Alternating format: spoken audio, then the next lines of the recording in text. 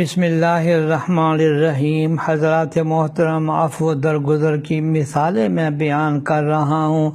آج میں صحیح مسلم شریف کی ایک روایت کا ترجمہ آپ کو سناتا ہوں۔ حضرت سالم رضی اللہ تعالی عنہ اپنے باپ سے روایت کرتے ہیں کہ رسول اللہ صلی اللہ علیہ وسلم نے فرمایا، مسلمان کا بھائی ہے، وہ نہ اس پر ظلم کرتا ہے اور نہ ہی اسے کسی ہلاکت میں ڈالتا ہے، اور جو آدمی اپنے کسی مسلمان بھائی کی ضرورت پوری کرتا ہے تو اللہ جل شانہ اس کی ضرورت پوری فرمائے گا، اور جو آدمی اپنے کسی مسلمان بھائی سے کوئی مصیبت دور کرے گا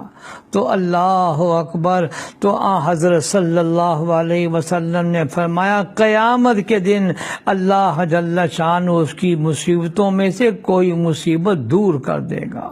اور جو آدمی اپنے کسی مسلمان بھائی کی پردہ پوشی کرتا ہے، عیبوں کو چھپاتا ہے، عفو درگزر کرتا ہے تو اللہ عز و جل قیامت کے دن اس کی پردہ پوشی فرمائیں گے۔ حضرات محترم، ذرا تصور کر لیجئے،